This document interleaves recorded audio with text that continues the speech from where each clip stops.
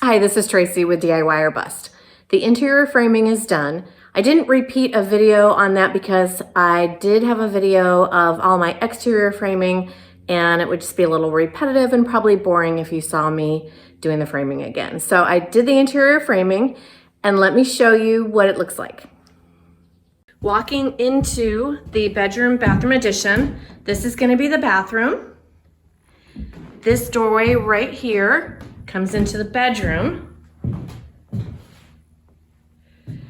And then this doorway, do you like my pressure treated wood? I needed some and I didn't want to go to Home Depot, but I had this on hand, so it'll do. And this is the framing for the closet.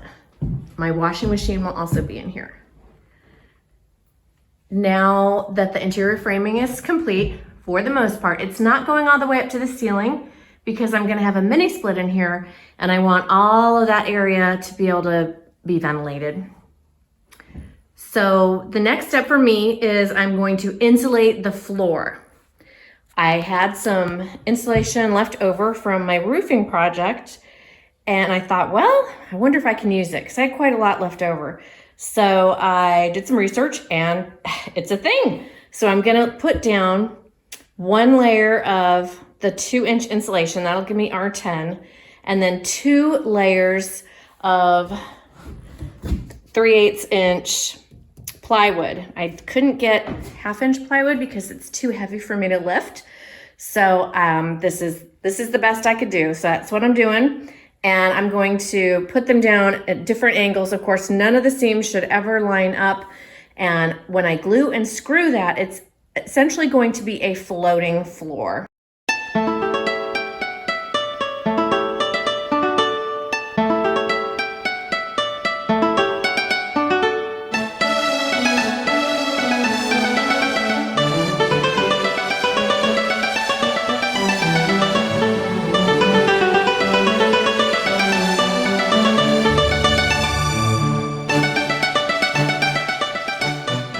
The office, I've got a layer of the 2-inch insulation, one layer of sheathing, and then the second layer going the other direction.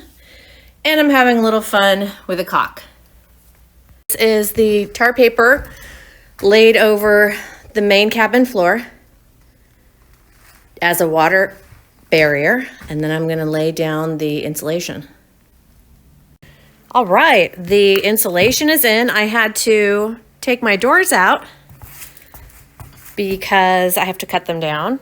The floor will be 3 1/4 inches taller and my doors will have to accommodate that. I also screwed in my boards between the sheathing. I'm gonna try and sheathe across here so that I don't have a seam at the doorway. In this area, because I have a very complicated set of cuts to make, I've made a template for the sheet that's going to go here out of tar paper that I had left over. Here's the cutout based on the template. Let's see if it fits.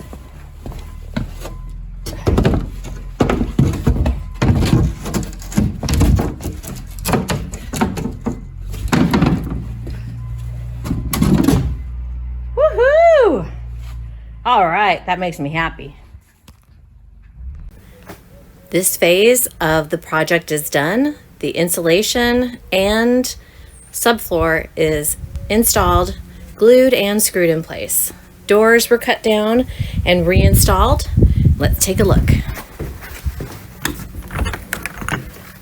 Here's the entryway. That's the side door. Office. Hallway to the bedroom bathroom addition. This will be the family room space. Kitchen over there. Refrigerator right here.